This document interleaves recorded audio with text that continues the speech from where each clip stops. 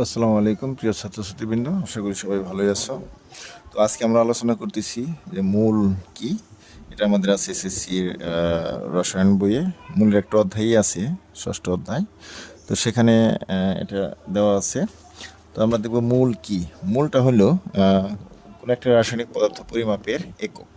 অর্থাৎ আমরা বিভিন্ন পদার্থ যেমন পরিমাপ করি তার একটা একক ব্যবহার করি। যেমন আমরা দূরত্ব ব্যবহার করি, সেই ক্ষেত্রে আমরা যদি বলি দূরত্বের একক কি, সেন্টিমিটার ধরি, মিটার ধরি, কিলোমিটার ধরি। আবার যদি কোনো কিছুর ভর মাপতে চাই সেই ক্ষেত্রে আমরা ধরি ভরের এককটা কেজি হিসেবে ধরি, বা কিলোগ্রাম হিসেবে, বা গ্রাম হিসেবে যাই বলি।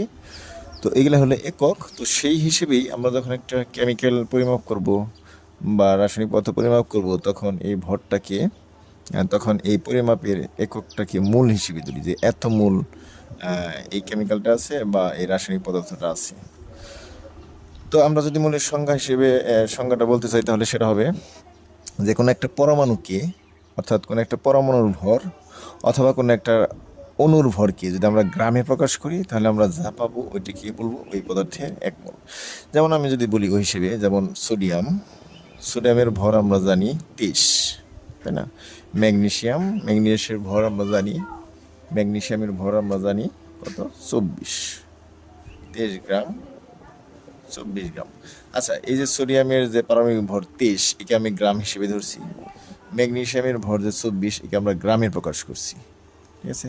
তাহলে এই 23 গ্রাম সোডিয়ামকে বলবো সোডিয়ামের এক মোল। 24 গ্রাম ম্যাগনেসিয়ামকে বলবো ম্যাগনেসিয়ামের এক মোল। এটা রাসায়নিক পদার্থ। ওই হিসেবে আমরা যদি কার্বন ডাইঅক্সাইড ধরি CO2, তাহলে এটা যেহেতু অণু, এটা যেহেতু পরমাণুর পারমাণবিক ভর বের করছি 23 গ্রাম।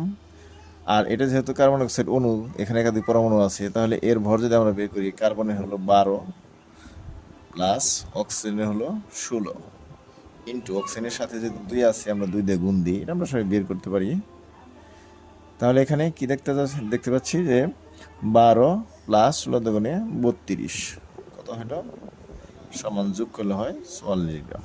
তাহলে এখানে কার্বন ডাইঅক্সাইডের আণবিক ভর পেলাম আমরা 44 গ্রাম। এই 44 গ্রাম, অর্থাৎ 44 পাইলাম, ধরে নিই আমরা 44 পেলাম। এই 44কে যদি আমি গ্রামে প্রকাশ করি, যে গ্রাম পাইলাম, তাহলে 44 গ্রাম, এই 44 গ্রাম কার্বন ডাইঅক্সাইড বলবো কার্বন ডাইঅক্সাইডের এক মোল। যদি আমরা অ্যামোনিয়া ওই হিসেবে আমরা অ্যামোনিয়া ধরি, অ্যামোনিয়া এর একটা অণু, তাহলে এখানে এই অণুর আণবিক ভর বের করি। নাইট্রোজেনের কত, 14 প্লাস হাইড্রোজেনের 1 ইন্টু ওর আছে 3, দিলাম 3 দিয়ে গুণ, তাহলে কত হইল, গুণ করলে হয় 14 প্লাস 3 গ্রাম সমান 17 গ্রাম। তাহলে এই 17 গ্রাম অ্যামোনিয়া কি বলবো, অ্যামোনিয়ার এক মোল। এই হলো এই মোলের সংখ্যাটাকে আমরা অন্যভাবে দিতে পারি। যেমন আমরা যদি বলি যে কোনো একটা পদার্থের যে পরিমাণের মধ্যে 6.02 এতটি, অর্থাৎ কোনো একটা পদার্থের এমন একটা পরিমাণ আছে যার মধ্যে এতটি পরমাণু থাকবে, পরমাণু বা অণু বা আয়ন থাকবে, তাহলে পদার্থের এমন একটা পরিমাণ আছে যার মধ্যে এতটি পরমাণু অথবা এতটি অণু অথবা এতটি আয়ন থাকবে, অর্থাৎ সেই পরিমাণকে বলা হয় এই পদার্থের এক মোল। যেমন এটা নির্ভর করবে হলো আমরা ওই পদার্থকে পারমাণবিক ভর অথবা আণবিক ভরে প্রকাশ করবো। যেমন আমরা যদি বলি, একটু আগে বললাম যে ধরুন কার্বন ডাইঅক্সাইড আছে, এখানে কার্বন ডাইঅক্সাইডের ভর ধরছে হলো 44 গ্রাম, বের করছি আমরা 44 গ্রাম, অর্থাৎ এই 44 গ্রামকে বলা হয় এক মোল। তাহলে এক মোল পদার্থের মধ্যে আমরা জানি যে এই 6.02 × 10⁻⁻⁰ যেমন এটা কার্বন ডাইঅক্সাইড যেহেতু অণু, কাজেই এতটি অণু থাকবে। আবার আমরা যদি একটু আগে বের করলাম সোডিয়ামের কত, 23 গ্রাম, সোডিয়ামের হলো 23 গ্রাম।